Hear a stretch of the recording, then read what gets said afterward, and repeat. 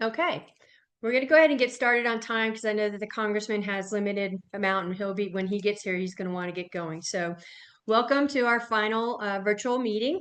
And thank you for all who have participated in January and February. The benefit, I'll remind you, of these virtual meetings during the winter time is maybe winter snow would have happened, would have been nice, but didn't. But we have had that problem in the past. Also avoids, illnesses, etc. But then it gives us the opportunity to have a national speaker. So, Representative Crow would not have been able to come in person. So that's what we have. And, last month we definitely had a national organization speaking to us. So those are the benefits of having a Zoom. And next month we'll all get to be together and enjoy each other's company again at the Avalon. So thank you all for being here. I want to say thank you to anybody who's an elected official or candidate. You can raise your hand and we're happy to have you here tonight.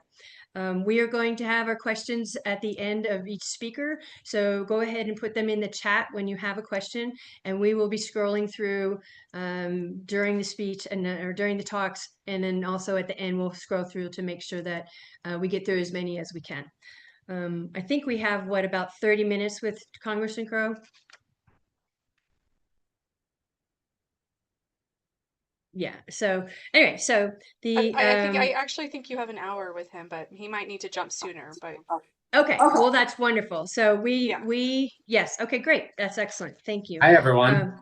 Oh, hi, Representative Crow. Thank you for jumping on. We Hi. very much appreciate your time Great to and see you all. coming to explain. Ashley asked me to let you know that, or remind you either way, that we do record these meetings and it goes to our members who are on the meeting, or if they registered for the event and they couldn't attend, then they'll have the opportunity to see it. But we do not broadcast it outside of that. So Okay. hopefully All that's right. okay with you. Yeah, I absolutely. figure if you can go on Fox News a couple times a week, you can handle us. So. Yeah. It's, I'm, I mean, I know most of you anyhow, so I think it's Right. a nice conversation tonight. Right, absolutely. Yeah, friendly audience.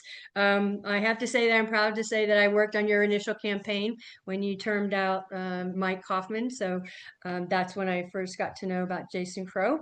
And I usually let the interviewee explain what they want to tell us about themselves, because otherwise I'm picking and choosing and don't always have it exactly correct. So I will let you do that, and we'll turn it over to the phenomenal Representative Jason Crow.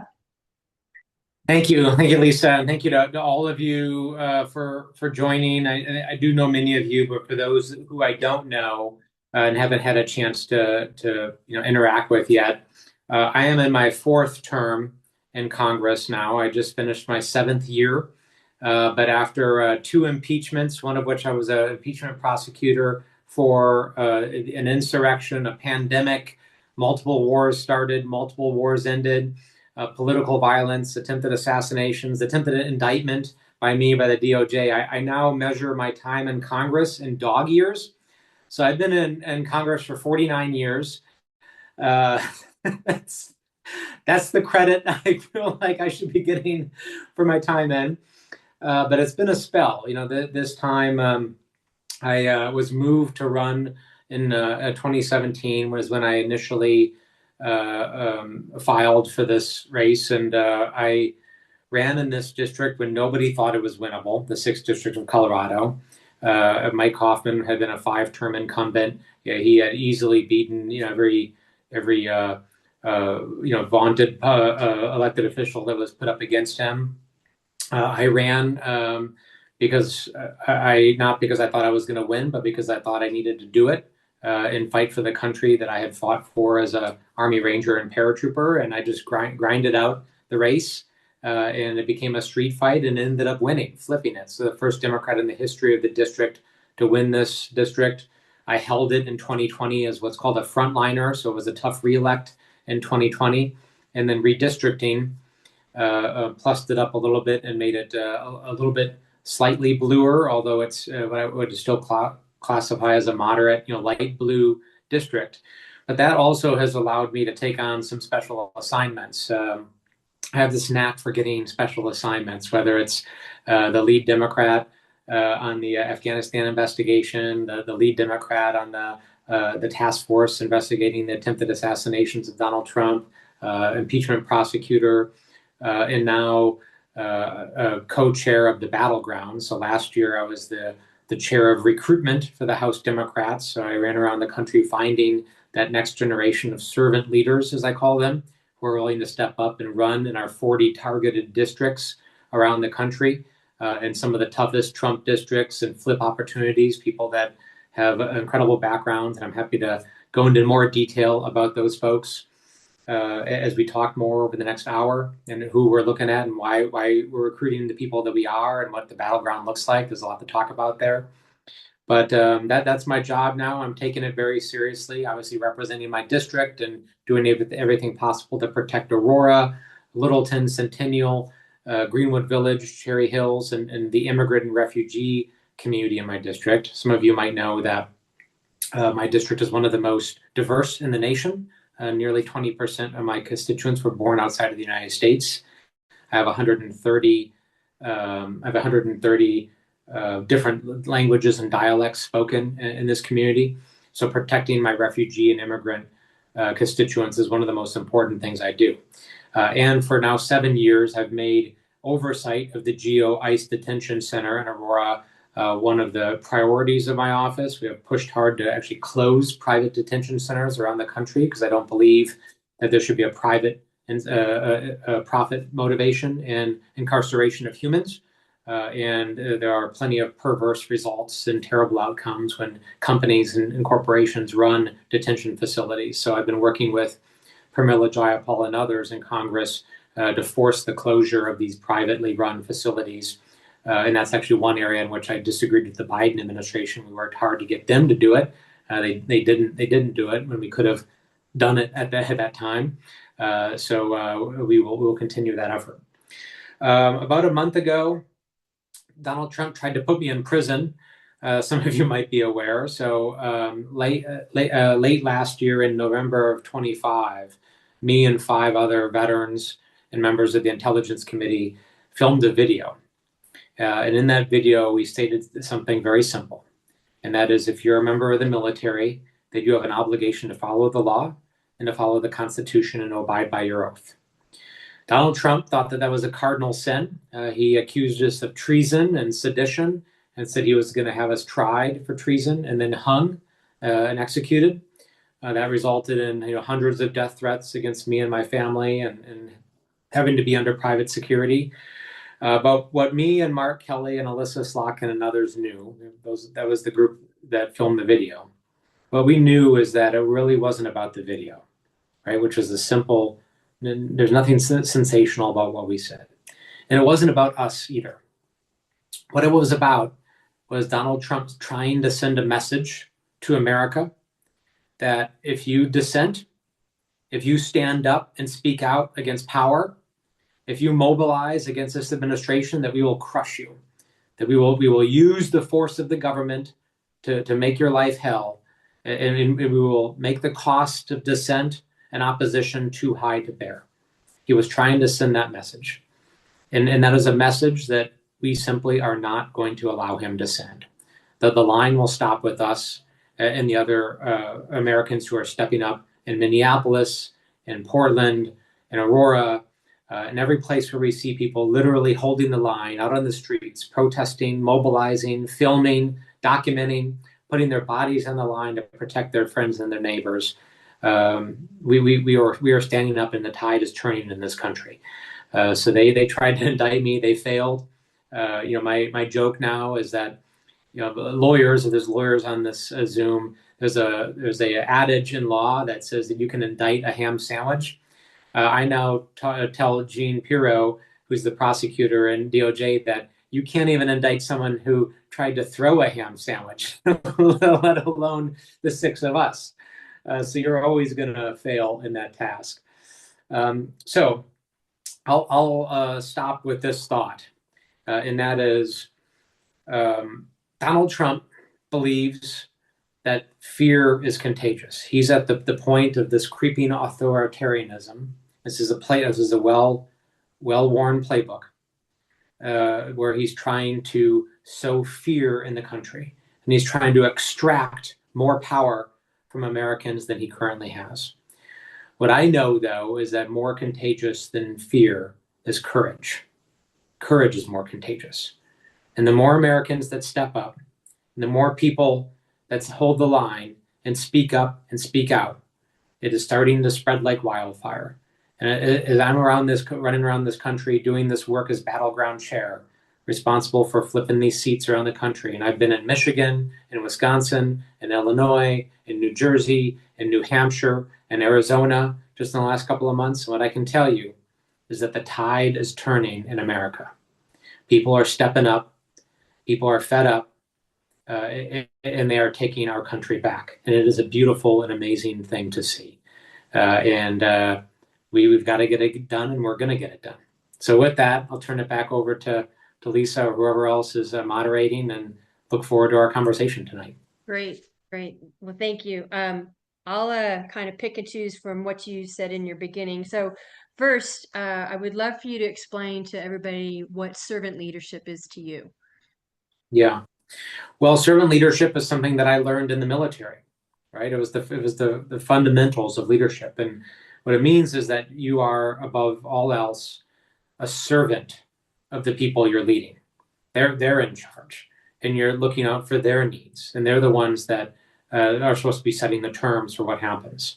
And in the military, that takes very, very common forms, right? So when I was a paratrooper, it means you take the risks first. Leaders take the risks and the hardships, and then you're supposed to protect your people, right? So in the paratroopers, there's the tradition that when you're in that plane getting ready to jump over the objective, that the leader of the unit, the highest in command, has to jump first, and then everybody else follows. And then the flip side of that is when you're out on an operation or you're out on a combat mission, and that rare occasion when you get hot, fresh food comes up, well, guess what? Your soldiers eat first. And only when they're finished eating and you make sure there's enough food for all your soldiers, then you get to eat if there's any left.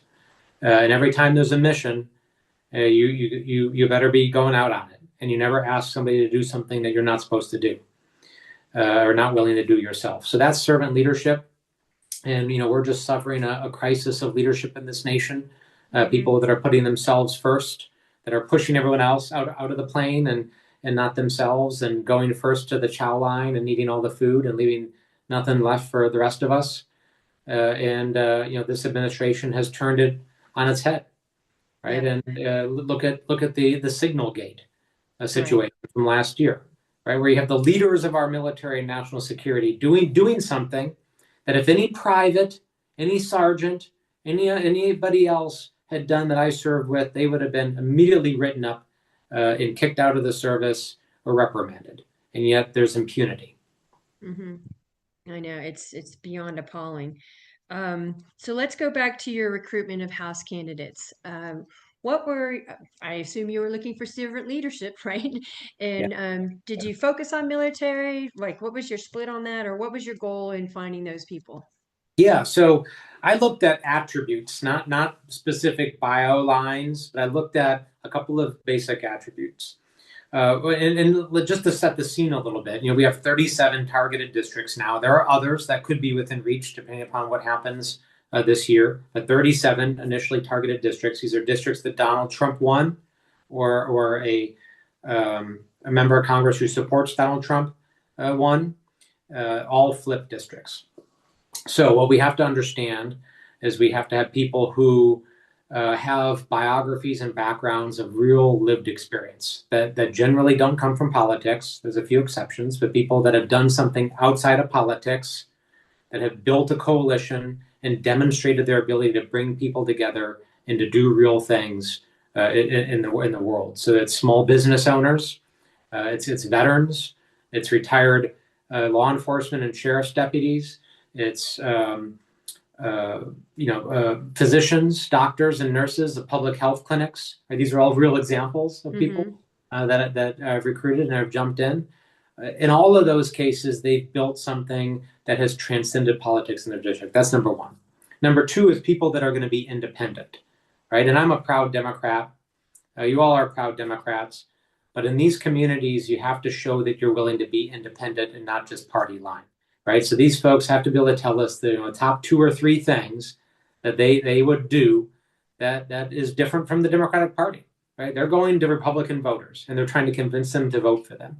And if they can't show how they're going to be independent and willing to sway from the party, they're not going to develop the trust and get people to cross over for them. Then the third is authenticity, right? You just have to be real. Voters will forgive you for being wrong or making a mistake, but they won't forgive you for bullshitting them or trying to be somebody that you're not, right? And the example that I always use is when I grew up in a working class family and worked in construction to help pay my way through college. And when I arrived in those construction sites in the morning, I would shake everyone's hand and they would shake mine. And what it was is we were feeling each other's hands. It was what I call a callus check, right? Because beyond anything else, your bio, your resume, how much you know, you're feeling other people's hands because you want to know, are you one of us? Do you understand and respect our way of life? Do you come from our community, right? Can you develop that trust? Because only when you develop that trust and they let you in their house over that threshold can you then have a conversation about the path forward and earn their support. So authenticity. On the independent side, well, I already forgot my question. I didn't write it down. All I wrote was independence, but I love that. So you found these 37. What do you think our chances are? Like, have any of them gone through primaries yet, or like, are they locked in yet?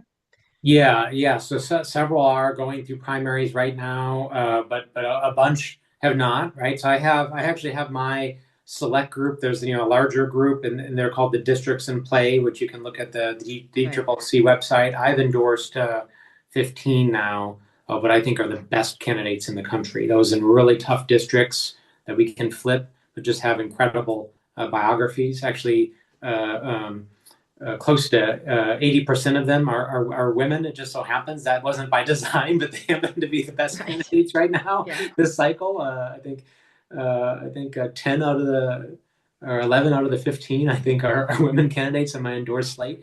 So they're incredible people, and I will highlight this group. There's this group of women veterans, and it's Maura Sullivan in New Hampshire. Kate Connolly in New York, 17. She's a former Army Special Operations soldier. Rebecca Bennett in New Jersey, former Navy helicopter test pilot. And Joanna Mendoza in Arizona, former Marine Corps boot sergeant, single mother. The 4 of them have called themselves the Hellcats, named after a World War II all-female combat unit. So I've endorsed and I'm supporting all the Hellcats, and these are amazing women. And more than anything else, what we need street fighters now. Right. We need tough, gritty people who are willing to dive in and just get into a street fight, because what's going to come at us this November there's going to be a lot. Right? The amount of money, the amount of super PACs, the amount of lies, the disinformation, the voter suppression, intimidation. I mean, they're going to throw everything and anything they can to try to cheat and try to suppress the vote and lie about these candidates. So they've got to be tough, and they are tough. Right. So since we're on the subject of women veterans, we have 2 running in 2 districts in Colorado, Eileen Laubacher in CD4 and Jessica Killen in CD5. How do you see their chances, either one of them? Yeah, both Eileen and Jessica, I've supported both of them. Jessica, I knew from her time in DC, overlapped with her when she worked on the Hill. Our Army veteran, as you all know. Eileen, a Navy admiral, I've known her from the beginning. So I've been mentoring and helping both of them set their campaigns up. And I both of them just won the caucuses this past week and did remarkable jobs.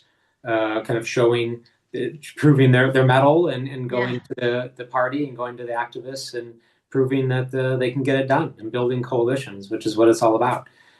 So I'm encouraged. I actually think this is the type of cycle where we can have surprises. Certainly down in Colorado Springs, that is a flippable seat, which is crazy to think, right? A couple of years ago, none of us you all would have laughed at me a couple of years ago if I would have said that. But we're seeing movement, and we're seeing polling results, and we're seeing some folks coming our way who in the past haven't. So I'm encouraged by both of them.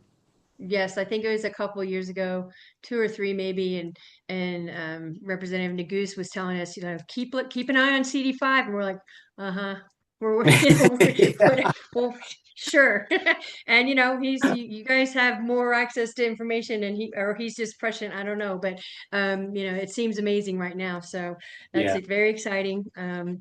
It'd be great to have 7 out of 8 here. So, Yeah, it would. um, all right. Do you have confidence in taking back the house? Well, the way I put it is I'm taking nothing for granted. Right. I'm running hungry here Mm-hmm. because taking things for granted and thinking that we have it done is exactly how we've lost in the past. Right. Right? And so I'm viewing every single seat, every single effort as we are running behind until the last vote is counted. Yeah. And that's how we have to run because we are also up against things that we've never encountered before, right? Yes, it's a good year. Yes, there's data and the winds are in our favor, but here are some other things that we're dealing with. Donald Trump is sitting on a $1.5 billion war chest as of today, and that's going to Mm-hmm. grow. 6 new super PACs. These mega bro tech oligarch types have created 6 new super PACs in the last quarter alone that are going to come in and support the mega candidates. The administration has spent the last year dismantling a lot of our cyber protections and cybersecurity and our intelligence infrastructure that's designed to prevent foreign interference and meddling in our elections. So we might have that, and we have deep fakes and AI, and we have an administration that's going to has weaponized the Department of Justice, has gutted the Federal Election Commission, and we have to win despite all of that. And who knows? Are they going to send ICE to polling stations? Maybe.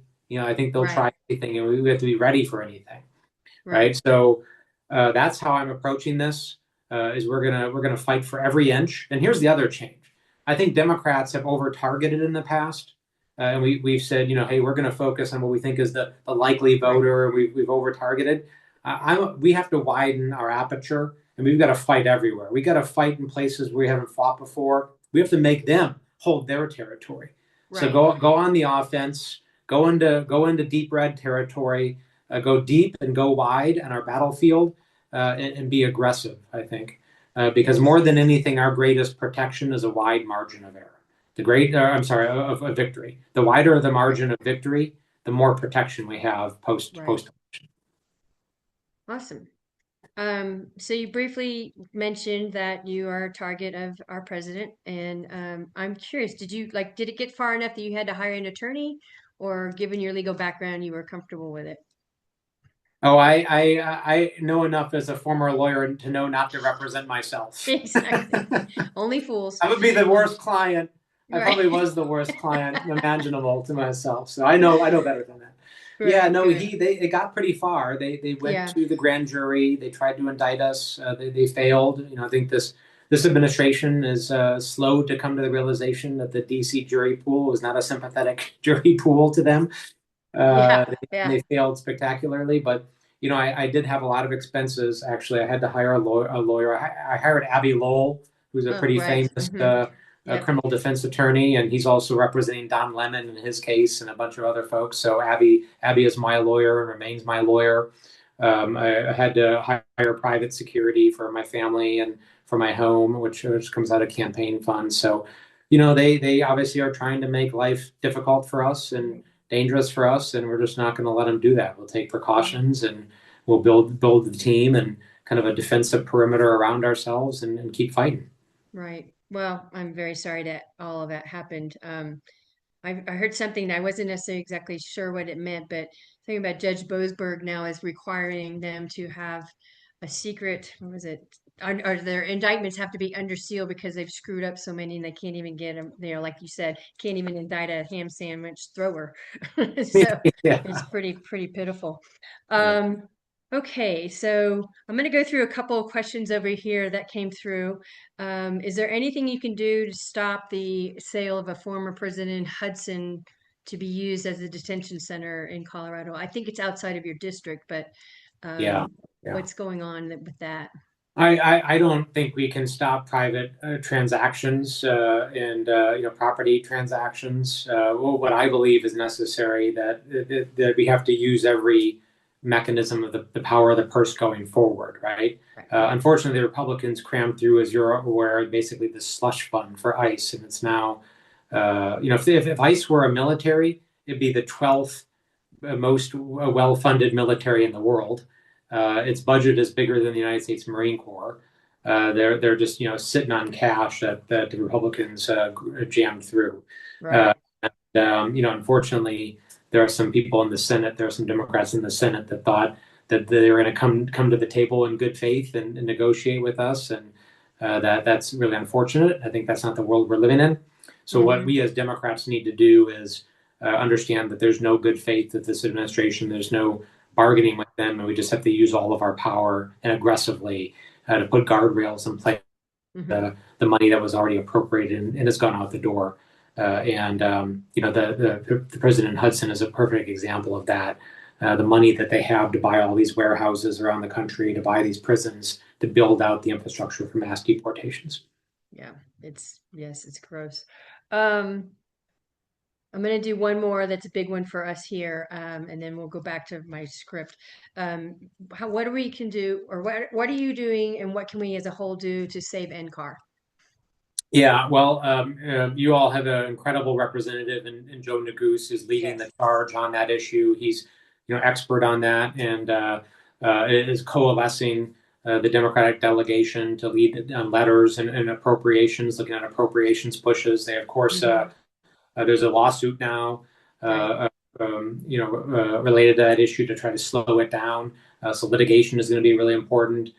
Conducting oversight of that process, which will be under different committees than I or Rep. Neguse sit on, but using every mechanism in the appropriations process, I think, to try to slow that down, much in the same way as I kind of led the issue on Space Command, right? So we obviously have been a heavily targeted state, so unfortunately we're getting good at figuring out how to slow down targeting of our assets and facilities. So what the model for Space Command is try to slow the process down on the front end, and then when they make that decision, to try to reduce appropriations and prevent money from actually effectuating the process on the back end. And then we have the Attorney General, obviously in Colorado, Phil Weiser, is suing as well to try to slow down the Space Command thing. And I believe they're looking at additional options on NCAR as well. Okay, awesome. So then let's talk about your House committee assignments and how they're all very relevant these days. So, so for everybody else on the call, he's on the House Permanent Select Committee on Intelligence and the House Armed Services Committee. And on that, he's the ranking member on the subcommittee on Intelligence and Operations. So I think it was a few days ago, you were on Fox News and pushed back about imminent threat. The newscaster said that the president has today, Chelsea Gabbard said that the president alone has the decision making on whether it's an imminent threat or not. So if you would share what you said to the broadcaster on Fox News, it was great. I love going on Fox News because I blow their minds. Right. You and Pete Buttigieg. My team does not like when I go on Fox News, because every time I do, our phone lines blow up with people from around the country saying crazy stuff. But so be it. If I can back up on this issue of war powers in Iran and kind of lay the groundwork a little bit. I actually came to Congress. One of the reasons I ran and came to Congress was to try to end this endless cycle of conflict and forever war. I went to war 3 times, and largely, as I was fighting and seeing, largely working class kids, like the people I grew up with, fighting and dying. We spent $5 to $8 trillion, 7,000 American lives, hundreds of thousands of other lives around the world lost, 20 plus years of our credibility squandered. And both of those conflicts, Iraq and Afghanistan, ended very poorly. right? There's nothing that would suggest that regime change and nation building is a core competency of the United States. Then we need to get out of that business, full stop, right? And what happens is, elites bang the war drums in Washington, and it's working class kids that have to pick up guns and jump into planes and helicopters and tanks and do the tough work and do the fighting and dying. So, I, like many Americans, harbor a lot of anger and resentment about that, about the capitulation of Congress. And actually, it was Congress's fault largely. Right? We spent 20 years, and Republican and Democratic presidents oversaw the war, and Republican and Democratic members of Congress and Congresses oversaw the war. Right? Both sides actually allowed this to continue. Right? For 20 years, without votes, without appropriations, it was funded by debt. People stopped debating it, and that's look what happened. And here we are in this cycle again, right? The same thing happening. Congress not voting, Congress not debating, Congress not appropriating money, and I'm done with it. And Americans are done with it. So our single most important thing right now is to put a stop to it. If a president, any president, and I don't care what they have behind their name, an R or a D, if any president wants to come and send our sons and daughters and brothers and sisters into war to fight and die and to use our taxpayer dollars, then they've got to come to Congress and they got to make the case. Right. And they've got to make the case as to why we should be doing it and how we're going to do it and how we're going to do it right and better than the way we've done it in the past and how we're going to wrap it up quick, right? So we don't get caught in these endless conflicts. And then, and this is the key point, and then we have to vote on it and we have to be accountable for it. And then we have to go back to our districts and we have to make that case to our constituents and be held accountable regularly. Right. Every year, we got to take a vote on it, right? And if we can't make that case and be held accountable, then we shouldn't be doing it. And that's the situation we're in. So, I'm on these committees, as you pointed out. There just was no imminent threat, right? And don't get me wrong, like I believe in national security and I wouldn't hesitate to use our military if there really is a risk and there really is a threat to Americans and to protect ourselves. We should do that. But as an absolute last resort, A, and B, only when that imminent threat exists. In this case, it does not. So, we have a war now. It's created a massive threat against the United States, a cyber threat, a terrorist threat, a threat to our 50,000 service members in the Middle East. And now we got to figure out how we end it.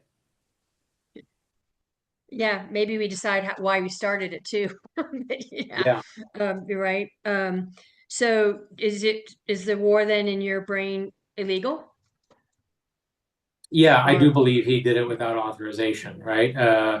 The president can use the military in a combat operation for 60 days without congressional authorization.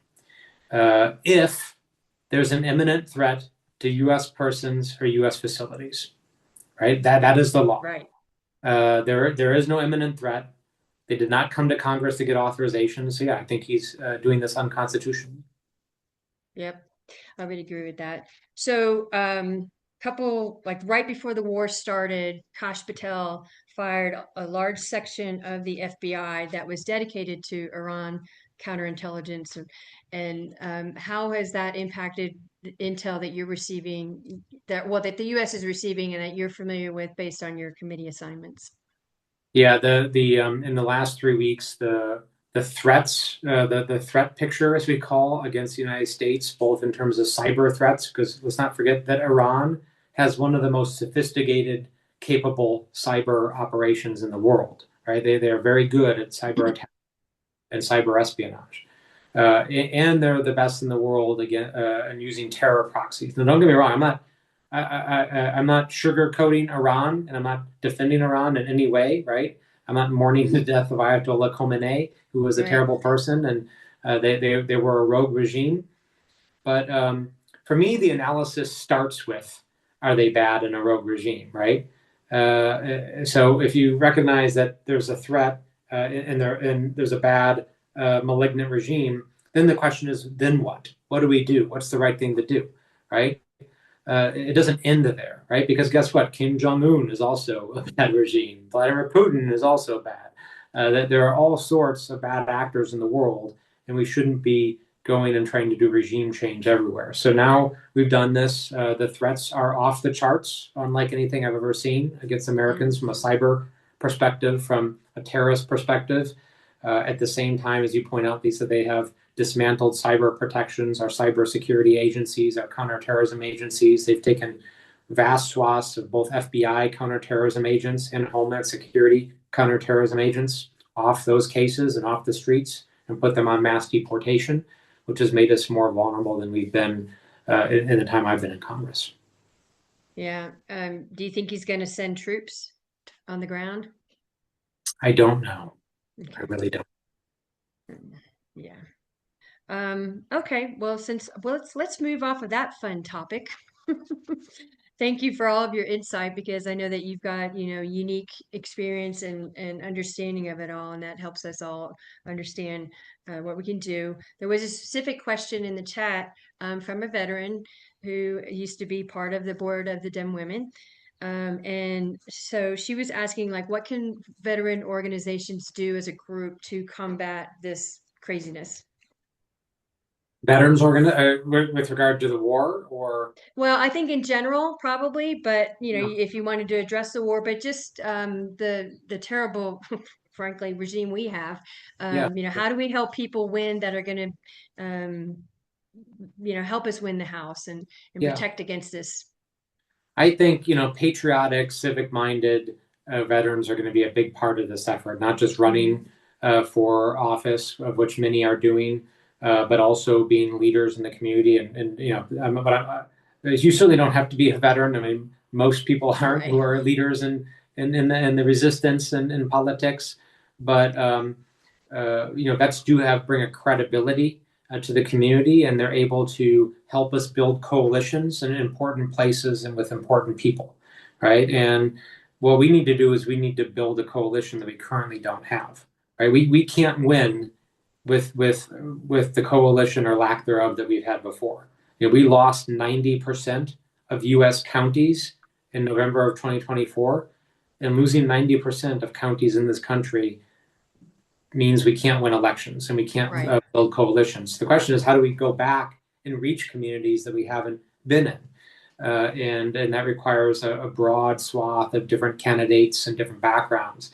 So, veterans are a big part of that effort, because they did what I started, what I outlined in the beginning. They have built coalitions. They have led people from every different background. I think about my platoon in Iraq, my platoon of paratroopers, and it was the melting pot of this country. When I think of America, right, to this day, actually, the image that comes to my mind is that platoon of paratroopers, right? Because they were Black, white, Asian, Hispanic, straight, gay, rich, poor, from cities, from farms, from ranches. We had ranch kids from Texas. We had truck drivers from Ohio. We had surfers from California, and everything in between, right? And we found a way to come together. Like, we were presented with a choice. The choice is either we sit here and we focus on our differences and we fight amongst ourselves, and if we do that, then we die, or we come together, we focus on what we have in common, we fight together, and we come home together. And that's, of course, what we did. And that's, that's what I still think of to this day, and that's what inspires me. And frankly, that's what I'm seeing happen right now around the country. Like that is the story of this moment, that courage is spreading and the tide is turning. Right. And I think that kind of brings you back to another question that somebody wanted to clarify. It kind of fits in here about the independence that you mentioned, and that if we're able to speak to the issues and find common ground, even though that person might be running as a Democrat, they're not necessarily going to run as the DNC telling them what to do. And that's how I took your meaning for independence, but make sure that that's correct. Okay. Yeah, no, it is. And I outright tell my candidate, I give them some advice, right? Have some things that are independent. And I said, what I tell these candidates that I'm mentoring and supporting is you're basically running for mayor of your district. Mm-hmm. You're right. Forget about Fox News and CNN, forget about the cable news, forget about the algorithms. Like, your job is to focus as if you're running for mayor of your community. right? You're gonna know every school that has lead in the drinking water, every farm irrigation project that hasn't been funded because the administration canceled the projects and the representative won't fund it. Every bridge that's about to collapse because there's no infrastructure money. All the schools whose after-school programs have been slashed because of this administration's cruelty. And you're just gonna focus on that. You're gonna focus on delivering more than anything else, and you're gonna forget about the noise and all the political stuff, and that's how you're gonna flip a seat. And I tell them that you take those independent positions, and the powers that be that in Washington are not gonna like it. Tough, right? My job is to run interference, right? You give me a call, and I'm happy to go to the powers that be and run interference, and absorb those hits on behalf of my candidates so they can run because, again, you know I'm a proud Democrat, but we have a choice in front of us, and that is we can have litmus tests for folks, in which case we're going to be all in the political gulag of Donald Trump, and we're going to be very pure in that gulag, right? Yes. Or we can win elections and flip tough seats in tough places and retake power and build a coalition that represents this country. That's kind of our choice. And we have to win, right? And so in order to get our policies out there and change things that we want, you have to win first. And your whole point being that, that's why in the same cycle you can have Zoran Mandani and Mickey Sherrill and Abigail Spanberger win in the same time because they ran for their district. That's a great point. If I may, on that point, like people, I get asked sometimes, like I was out doing some town halls in Michigan and Wisconsin a couple of weeks ago supporting candidates, and I was getting the question. They're like, what is the Democratic Party? Is it Zoran in New York? Is it Bernie? Is it Jared Golden in Maine? Is it you? Like what is it? I'm like, yes. Right? Like exactly. We're not a cult. We don't all have to believe the same thing, nor do I want to all believe the same thing. Right? That I don't want to belong to any organization that requires that I believe the same thing that everybody else does. Right? That's not a healthy family. That's not a healthy business. That's not a healthy civic group. That's not a healthy club. There has got to be room for a vast swath of people from this amazing, beautiful mosaic of a country. That is who we are. We're a coalition party. We're not a cult. And a coalition requires that we make room for folks. And as Alyssa Slotkin likes to say, she's like, we're a team. So, everybody's got a position to play, but we all come together as one to fight. And I think anyway, she said that at some event that it might have been the one that you had your Crow Fest. I can't remember. Yeah, it was Crow Fest, I think. Right. Yeah. So, yeah, she's incredible. So I'm gonna move on to the SAVE Act, and one of the questions was, please say it's dead. Yeah. But I don't, it's close maybe, but do you have any insight on how it's looking in the Senate? I don't remember if they voted today or if it's tomorrow. I mean, it looks dead in the Senate, right? I mean, this is a very obvious voter suppression bill, right? That's the whole point of this, as we all are aware. My understanding, talking to my Senate colleagues, is they think they have enough folks still to prevent it from passing. What we have to be vigilant about is them taking it and folding it into a reconciliation bill, though. So even though we can keep enough votes in the Senate and make it filibuster proof, I'm worried about them trying to cram through a reconciliation bill with a simple majority and folding it into that. So we're going to be very vigilant too going forward. Okay. Yeah. So we're still sitting pins and needles, I guess. Do they not understand that, most Republican women have changed their name when they got married too? It doesn't, anyway. I mean, that's a key point. And that's, so much of this is the messaging battle, right? And because they say, it's just simple voter ID. Like, well, it's not, right? It's proof of citizenship. Half of America doesn't have a passport, right? A lot of folks can't find their birth certificate, disenfranchises married women in many cases, married men in some cases too. I actually changed some of my name when I got married, as a matter of fact. And my middle name I changed. So my birth certificate didn't match my ID for a long time. I wouldn't have qualified under the SAFE Act either, right? Right. So Yeah. it just disenfranchises a lot of folks. Yes, it's terrible. Well, we'll keep calling Senator Hick and Senator Bennett for sure. Let's go on to, have you had a chance to get into Geo and observe, or Yeah, haven't you I have? have, yeah. So we're litigating, and Joe is a part of that litigation. Mhm. He's the named plaintiff leading the litigation task force. As you all might be aware, the immigration detention oversight is something we took on from day one in my office, right? So I've been doing this for over Right. 7 years now, because they under the first Trump administration, when I came in, they denied me access. I tried to show up to the detention center in the first month of my time in office, because I had been getting all these reports from the community about terrible conditions and abuses. So I showed up, in my jeans and my puffer jacket, and I'm like, "Hey, I'm the new member of Congress. I'm here to conduct a inspection of this facility." And they didn't let me in once. They didn't let me in the second time. It took me 3 attempts in 28 days to get in. That really pissed me off. So Sure. my staff did the research, and we figured out that there was no federal law in place that compelled members of Congress to have immediate access. So we passed one.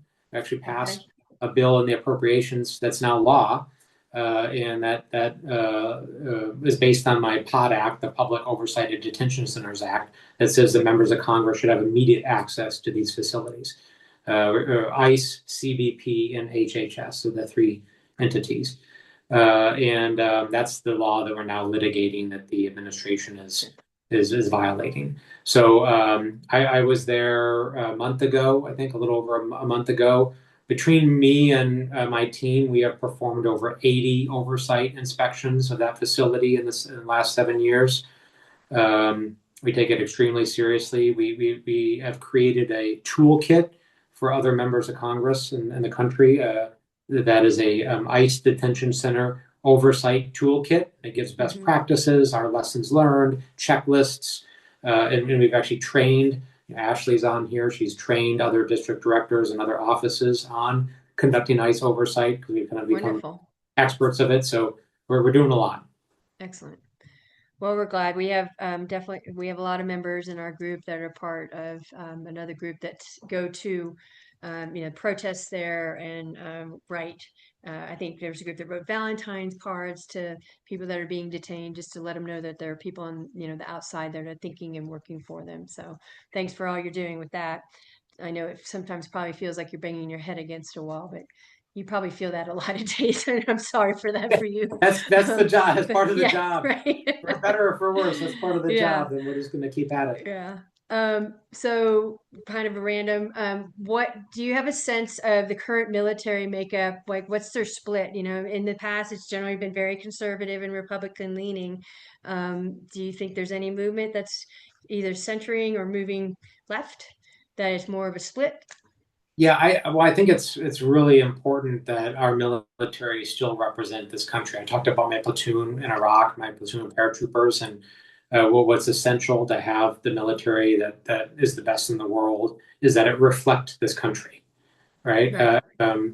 Ethnically, racially, economically, it has to reflect our nation and be a standard bearer of the values. And I'm concerned that Pete Hegseth and Donald Trump and others are changing the face of that military, right? Hmm. Doing things like setting up recruiting stations at Talking Point USA rallies, and making it very hostile for women. About 20%, a little less than 20% of the military is made up of women. And I'm hearing a lot of stories anecdotally. We're trying to get better data on this. We're actually legislating to try to get better data. But hearing a lot of stories about women leaving, right? Because it's a hostile environment for them. They don't feel comfortable. They've gutted a lot of the sexual assault prevention programs that are entirely nixed them.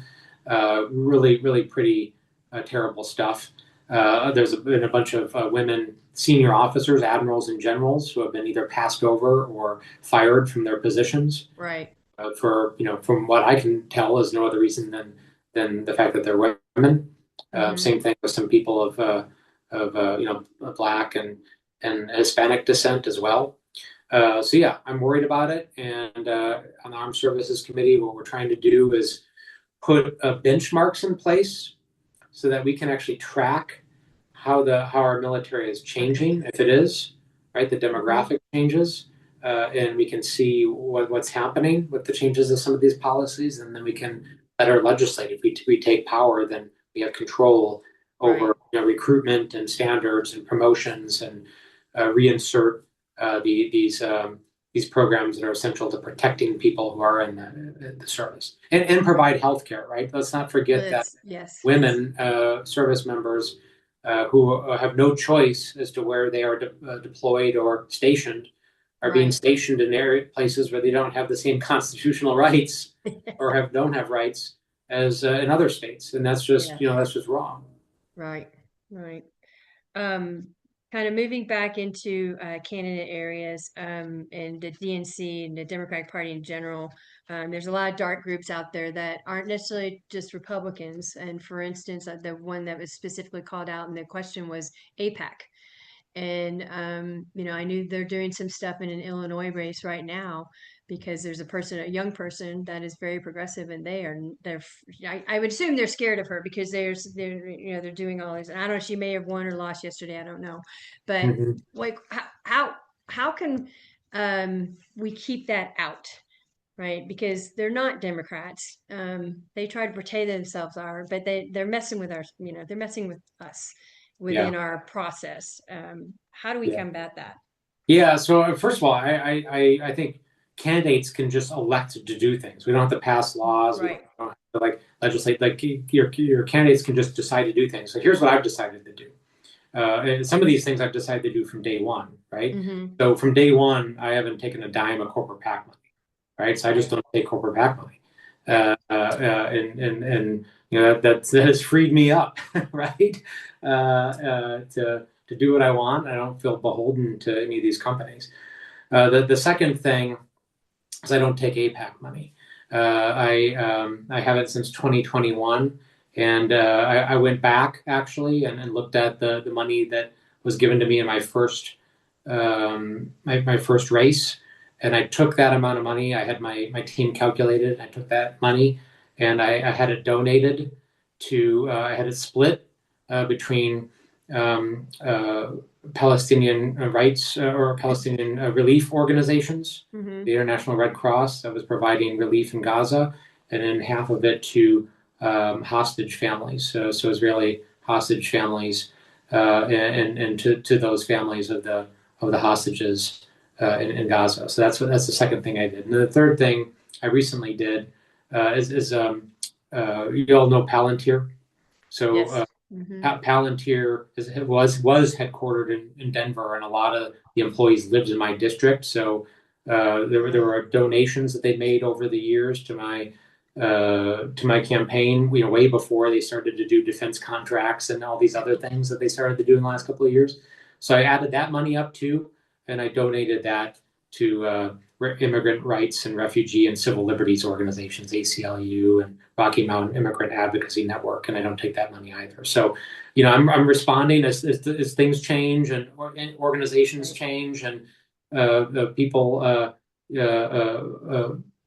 responding either for the better or for the worse under the Trump administration. I'm responding with that too, and doing what I think is right to make sure that I'm running campaigns of integrity and that are reflective of my community. Well, we think you do an excellent job and are appreciative of your work, and you're a very good example for others who maybe need to learn that. Since you brought up Palantir, I'll take this to another question. How are Democratic candidates and the party going to deal with all the fake and AI generated ads that are going to get thrown at them?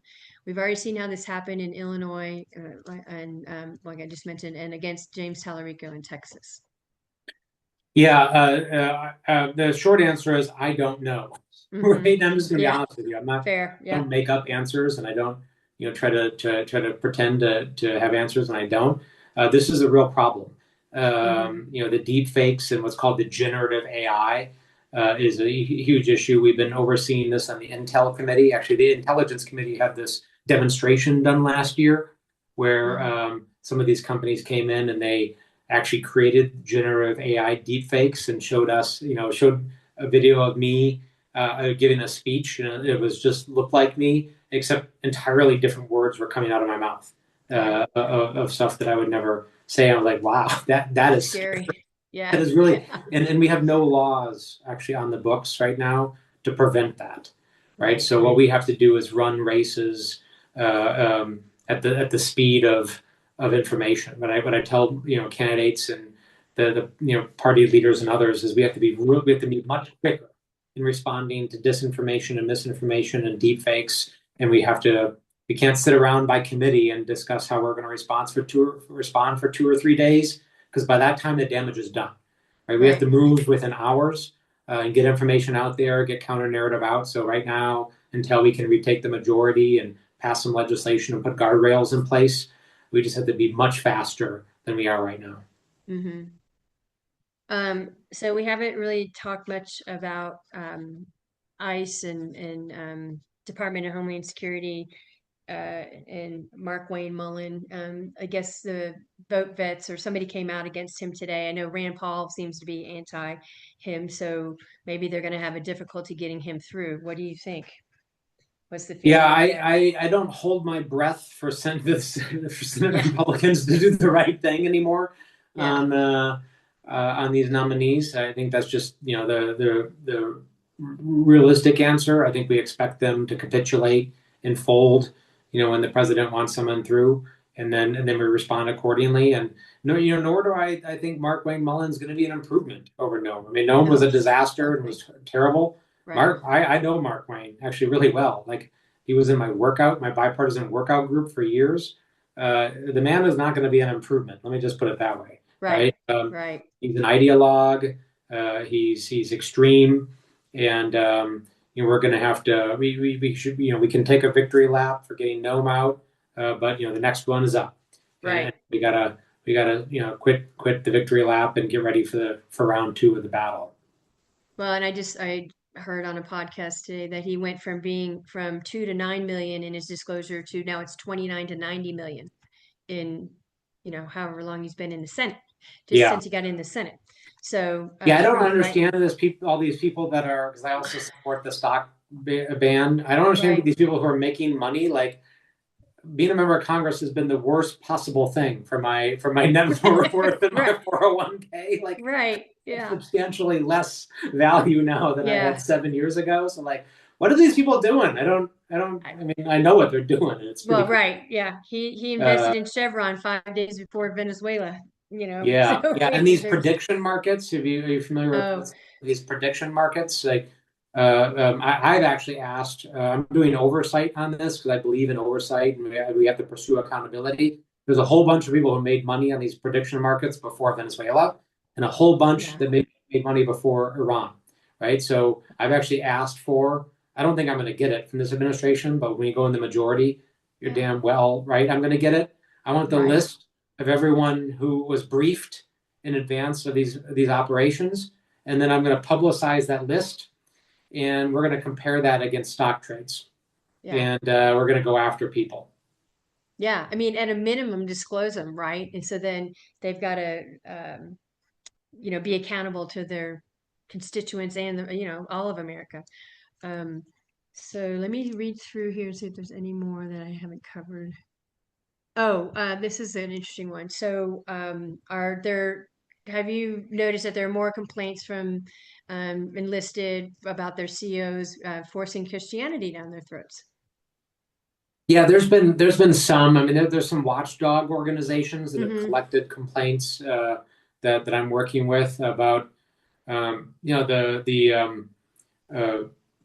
Christian nationalism that's been kind of seeping into certain commands and is being purported by Hegseth and others. I mean, he said it, right? They're not hiding it. And I'm worried about the environment that creates for our service members, right? Politics just shouldn't be. I'm sorry, politics and religion should not be in our military and government. That's not to say that people can't and should not pursue their own faith. I mean, they should, but it shouldn't be mandated, and it shouldn't be coming from the command, and people shouldn't be creating environments that force people one direction or another. I mean, that's a pretty basic fact of my service, and that's the military that I served in, and I will, of course, protect that. Right. Well, so to end, what gives you hope every day to keep getting up to fight? The people that I'm meeting out on the campaign trail and as the battleground chair. I think I mentioned that my job, which takes me away from home more than I would like right now, but it's my job, and I'm going to throw myself into it with full vigor. I've been in Arizona and New Hampshire and Illinois and Wisconsin and Michigan and New Jersey in the last couple of months, supporting candidates, doing events, raising money, rallying people, helping people build campaigns. And what I can tell you is that something amazing really is happening in this country.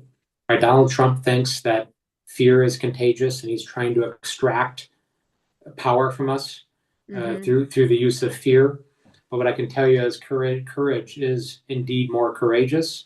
And these acts of courage of folks like Alex Preddy and Renee Good and the people that are out on the line, holding the line, protecting children, protecting their neighbors, documenting abuses, taking pictures, filming, so that the rest of us in the world can see what's happening, and it's changing the momentum of our politics in this country. They are heroes. There are millions of heroes around this country. And while there are stories of cowardice, there are very notable stories of cowardice, right? CEOs are capitulating. Big media companies are bending the knee. Universities are buckling. Law firms are prostrating themselves in many cases. People at the top with the most power are not coming to our aid and not rising to the moment. But that also is the story of conflicts past, right? Usually the people at the top aren't the ones that come to our aid, right? It's regular Americans and millions of acts of heroism and bravery out in the streets. And I got to tell you, it's absolutely happening. It feels different. It feels big, right? There's a movement here, not just a political cycle, not just moving from election to election anymore, because this is my 5th election cycle, and every one of those has been the most important in my lifetime. I am sick and tired of stumbling from election to election, just trying to win the next election. It's time for a movement, a movement that's going to end this once and for all, and it's going to move us into a more enlightened phase of democracy that'll help us build something different and new, because we're not going back. Right. Not rebuilding what once was. We're building something new, and that the next generation of servant leaders is stepping up around the country to help us save this country. Well, I think that's a wonderful way to end, and we are all very happy to know that you are leading them and mentoring them, because they've got a good example in you for sure. And we are very grateful for your time this evening. We know it's precious to you, and I think that's also serves as a rallying cry for us to go out and get into our neighborhoods and and farther, and let people know and let them tell us what they want and what they need, and we can continue doing that all together. So thank you very much again. And thank you, Ashley, for getting this all worked out together, and there are several board members who were part of that. So thank you, and we wish you well, and let us know how we can support you. Thank you all. Thanks for the chat and opportunity. Good to see you. Be well, be safe. Thank you. Yeah, bye.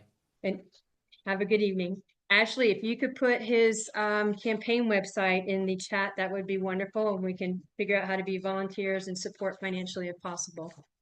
Well, that was incredible. So I'm very happy that we were able to present that to you all. I hope you enjoyed it. And I'm sorry I couldn't get to every single question, but I think we got most of the big topics covered. So now I'm going to introduce our intrepid BoCo Dems chair, who's I'm surprised is still standing on his feet after the past 2 weeks.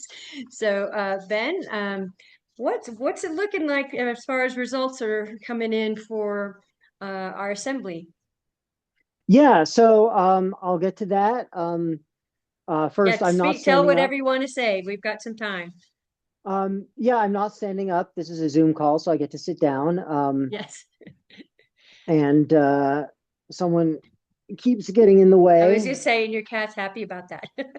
Yeah, well, he's a Republican, but anyway, before I start in on caucus and assembly, fun fact, I actually met Jason Crow briefly in 2018. He was marching in the Denver Pride Parade, and it happened to be he had a contingent there that was just ahead of the one that I was marching in, and so I got to talk with him briefly, and I was just so grateful that someone was really seriously working on flipping that seat, and that we had a shot at it and taking back Congress there during the Trump administration, and we're right here again, just with a Yep. different set of battleground seats. So, and it was also great that he was supporting our community when it had been under attack by Trump, and wasn't afraid to do that in a swing district. So, okay, so caucus and assembly. I'll just give a brief. First, can I get a show of hands? So, who attended their caucus on March 7th? Can you just lots of hands going up. Couple in the chat. Okay, good. So I think at least half from what I'm seeing. And who attended assembly last Saturday, either as a delegate or just a member of the public observing? So a few hands. Okay, so a few things. So caucus went very well. Of course, I didn't get to see all of it because it was spread around the county at 18 different sites. But it was a big lift this year. And I think the main reason was that there are so many competitive races and so many great candidates in those races. Counting as of now, at least 21 races with 38 candidates between them running through caucus and assembly, and I think another 7 or so who are petitioning on the ballot.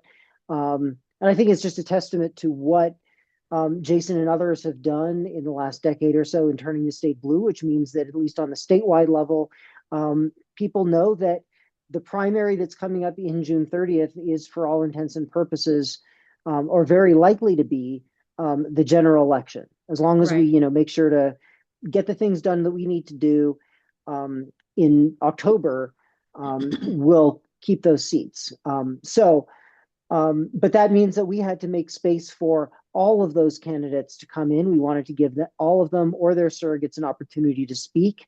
And also we were faced with increasing costs, especially from Boulder Valley School District on the venues, but felt a value in keeping it in person. And so it was, so we were constrained for time because of the financial aspect, and wanted to get candidates through quickly. Now, at least my site, which was Centennial Middle School in North Boulder, not all candidates had speakers for them. So, that I think there would have been more that people wanted, but it also made the schedule less intense on the day, and there was less rushing going on. Sure. I did not get a lot of frantic calls and texts about problems. No one tried to bring their emotional support llama to their caucus site or any other things that could have gone wrong. Except in the first few minutes of registration, we didn't quite have the bandwidth we needed on our sign-in system, but we got that fixed in a few minutes. I'll definitely have more to say about technical issues later when I talk about assembly, as you probably know, at least for those who were there. Now, the reason we had a bandwidth issue is because we had gangbusters turnout, at least for recent caucuses. So it was, our number finally was 1,461 attendees, which is a 60% increase over 2024. So I know a lot of counties across the state were seeing big turnout increases, and we were among them. We elected 429 out of our 500 delegate slots. So most precincts got full delegations, and we also elected 291 of our 386 available spaces for precinct organizers. So that's a great start to the cycle. Awesome. Of course, we continue to recruit precinct organizers throughout the cycle. As we find volunteers to step up especially in precincts that don't have any. But I think we start out with fairly few of those. Awesome. So caucus went great. No big issues there. But then let's turn to assembly. So assembly was more challenging. One, because of the Byzantine nature of the caucus and assembly process. And county assembly is really an intermediate step where we vote for some candidates to designate to the ballot, and we vote in other cases for delegates to go on to later assemblies. And I have an experience of, so my husband had moved away from Colorado initially in like 2017 and then moved back in 2022. And so I was trying to explain to him a couple of years ago, when I was a bylaws team leader and I should know all the rules very well, I was trying to explain to him the whole process, and I just couldn't do it. I got lost and confused. By now I do know it. And it was great because he was having trouble sleeping. And so I just explained it to him, and it worked like a charm. He fell right asleep. I'm not going to do that now because I've seen some of you with drinks in your hand, and I don't want anyone to do anything dangerous. Right. But leave it to say it is a very complex, I would call it a Byzantine process. Yeah. And it can be confusing to people on the day, especially there were people who hadn't been to an assembly before. A week before, they had thought that assembly was something you do to IKEA furniture. Right. So, but we do have some results. So on the county level, that's where we were voting directly for designation to the ballot. So this is not a primary. We didn't get to decide who any nominees were. This is deciding who gets to be on the ballot on June 30th for that primary. So most of our races were uncontested. So we had 6 of them. So Ashley Stoltzman was uncontested for county commissioner. Curtis Johnson for sheriff, Molly Fitzpatrick, the clerk and recorder. Case Keen was a new person stepping up to be surveyor. Jeff Martin continuing in his role as coroner, and Cynthia Braddock continuing as county assessor. So they were all uncontested. They were redesignated very quickly. We did have a contested race for county treasurer. And so 2 of our candidates, Jen Cowish and Rachel Friend, were designated for the ballot. And there's a 3rd candidate, Bill Van Duzen, who is not designated. He still had the opportunity to petition onto the ballot because he exceeded the threshold for that. But the deadline for that is today. And I'm not sure whether, I haven't heard anything about him petitioning, but tomorrow, if the county clerk doesn't know about it, it didn't happen. So we'll see about that. Okay. But there will be a contest for that on our June 30th ballot. In our legislative races, so the ones that are fully in Boulder County, House District 10, Junie Joseph was uncontested and redesignated for the ballot there. And same with Kyle Brown in District 12 in Superior, Louisville, East County. In Longmont, House District 11, there were 2 candidates, Karen McCormick, the incumbent, and Brian Brown. Karen McCormick was designated. Brian Brown was not. He did not make the threshold for that. So he won't be on the ballot, but, new candidates stepping up to enter politics. And so it's always great to have new people involved. The other races, we in House District 49, Leslie Smith was uncontested. There, again, Byzantine process. There was actually a vote because when you're electing to a later assembly, there's always uncommitted is on the ballot.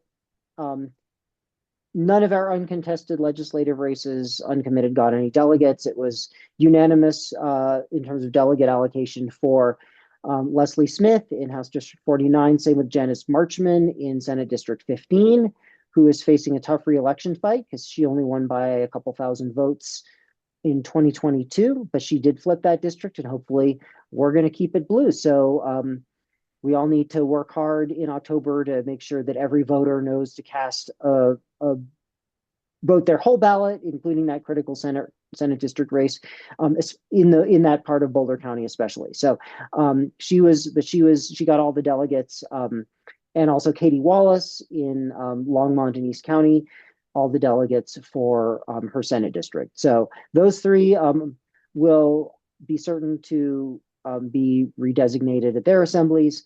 House District 19, there is a credentialing issue, so I don't want to resolve that yet. I don't want to announce that yet because I want to let the candidates know, but we have resolved a credentialing issue, and that delegate breakdown will be clear soon. The two candidates there running against each other were Jalaire McMillan and Anil Pesaramelli. They both got delegates to their assembly. And I believe they both got delegates out of Weld County as well. They may both have enough delegates to be designated for the ballot. It's sort of looking that way based on what I understand of the results, but we won't know until that assembly on April 11th for sure. And especially if you were elected as a delegate in that meeting, if you were there, definitely attend because this is a contested race and it's close. And there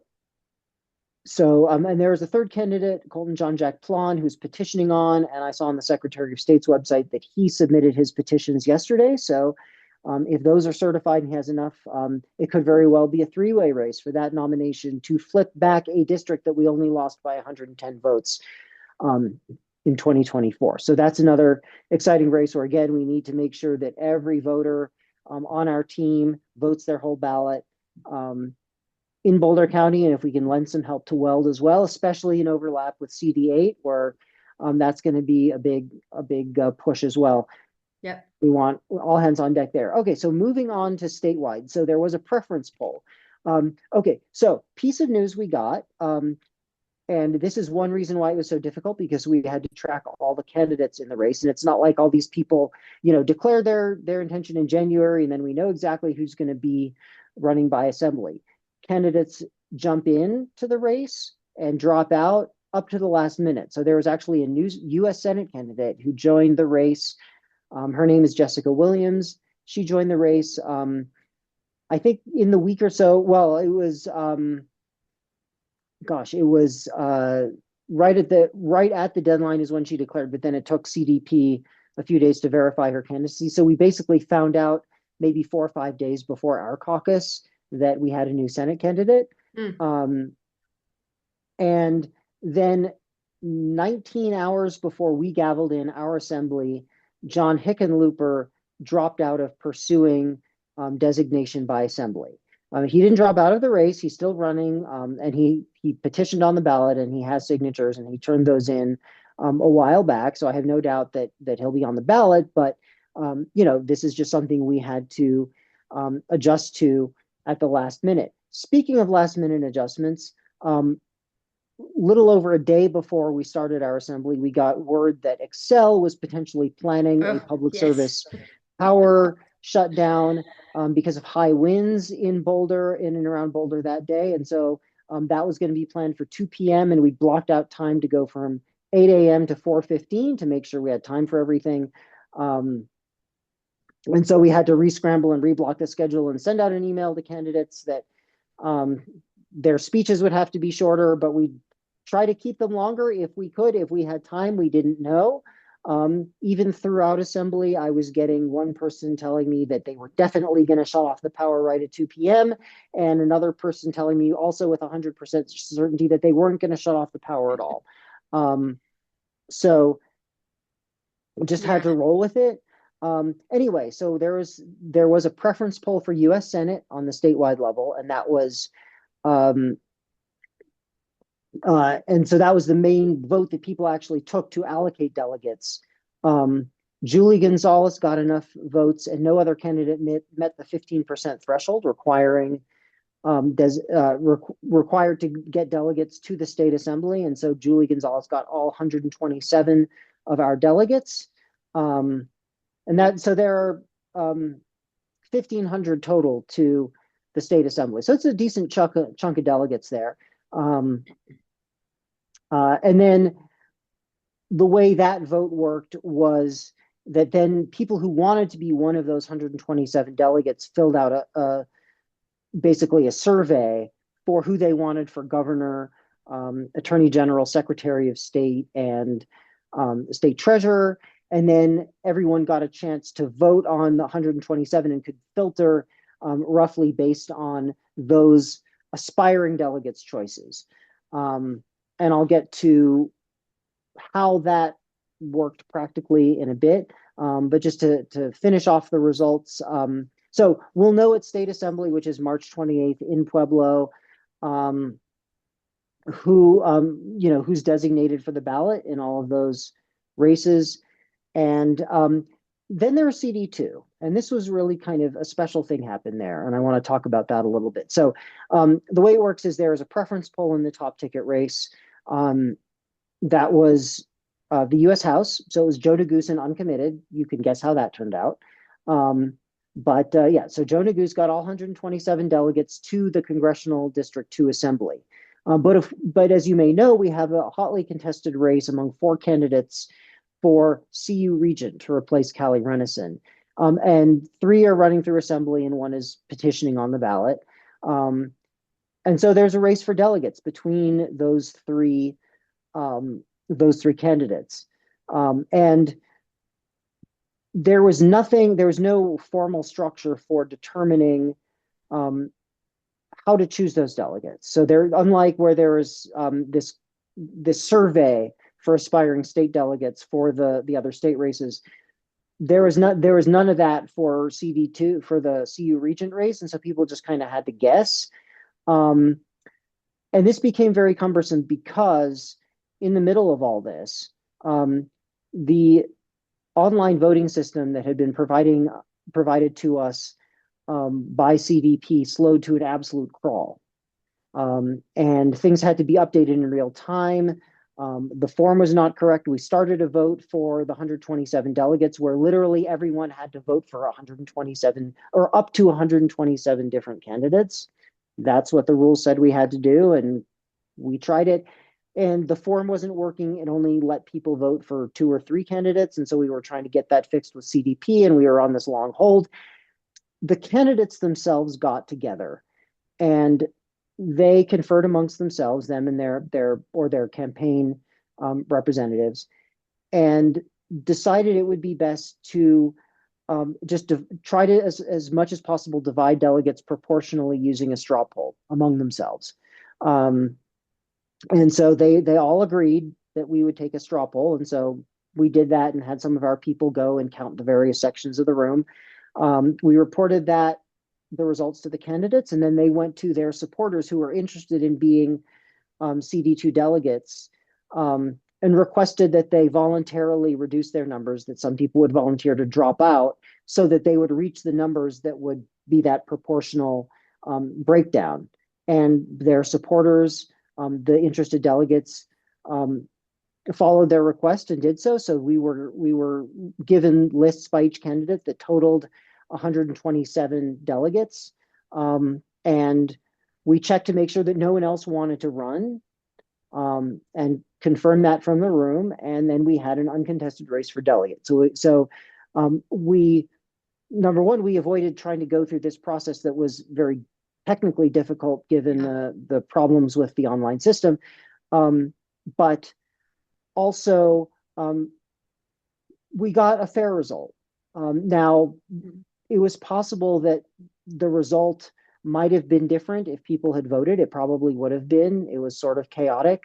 And it was possible that a candidate could have used that to their advantage to get more delegates than were proportional. But it was really striking to me because it was an example of what Democrats stand for.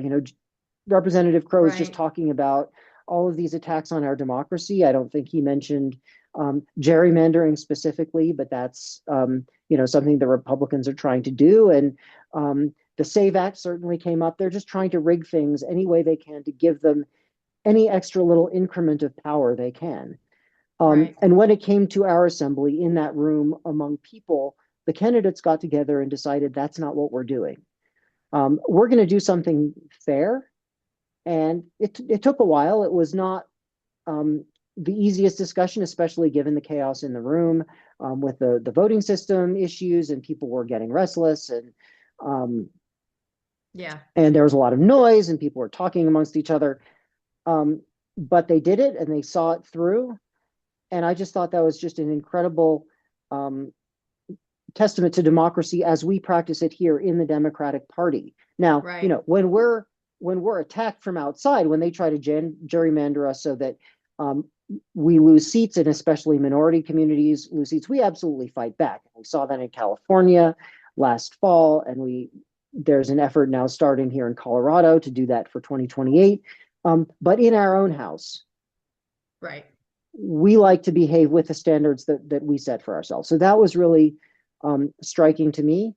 And that vote got done, and we went back to the state vote. That system was still causing all sorts of problems, so we wound up having to hold that vote open until 5 p.m. the next day. We sent out people, all the delegates, a link with by email to where they could cast that vote. And so by then we got all the votes in, and we just resolved a credentialing issue with that. And so the people who were delegates should be getting a call in the email any minute now. Okay. And So the credentialing issue was what caused the delay in notifications? well, by credentialing issue, I mean an issue In that on one the back race. end with voting in terms of knowing exactly who the delegates to state Okay. were. But yeah, I mean, we were kind of suffering through a lot of glitches Right. throughout Are it. you able to share the delegates? So that for the 3 CU regents, they just each got a third of the 127, roughly? It didn't break down that way. Okay. Oh, because it's Now, none of those delegates are committed to their CU regent candidate, but they expressed a preference right. as of Saturday. Now, they're delegates, and so those delegates are known to the candidates, and those candidates may be contacting the delegates to try to win votes from other candidates or win votes from delegates who had previously expressed a different preference. Right. And that's fine. That's how it goes. It was not exactly 1/3, 1/3, 1/3 though. And there were actually a few who were just left undecided because they had some percentage in the straw poll as well. Okay. So just if you don't mind me asking a question, because we just have a few more minutes. Yeah, go ahead. Does all of this information, when you have final results and delegate allocations, does that get published on the website? Or like how do you, like if you weren't there, how do you find out what the results were? So we will send out an email very soon with the total results. So what we're actually waiting for is just to see who submitted petitions and who didn't, because it could be that we know, like if we know that no one has submitted petitions and there's one candidate that got designated for the ballot, we can say congratulations to our nominee. If we know someone has submitted petitions, we won't know for a couple of weeks whether they're valid, but we'll be sure to mention that as well.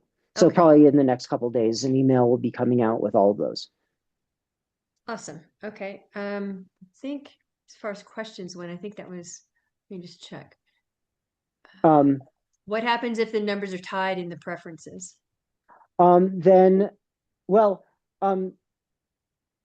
So it depends on what type of poll. So if it's a designation for ballot,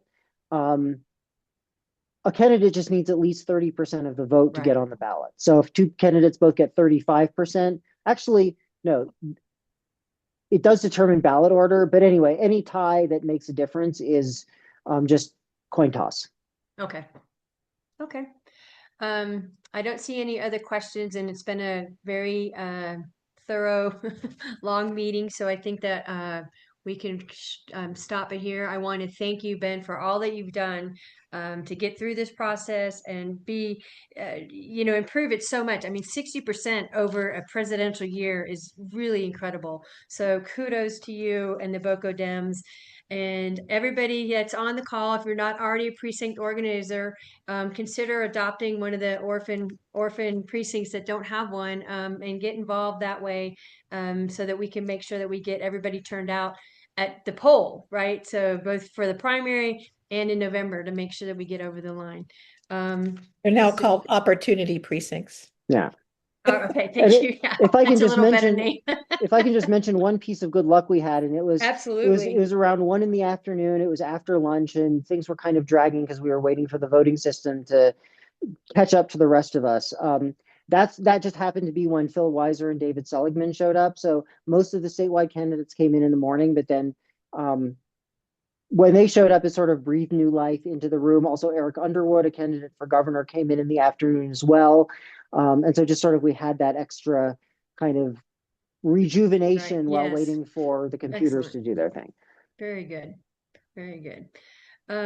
Well, thank you again, Ben, and thank you all for being here this evening. We hope to see you in person in April for our organizational speed dating event. We'll be in person at the Avalon, and just want to mention that there are 230 days until the midterms. So pick a race and get involved, and we will see you next month.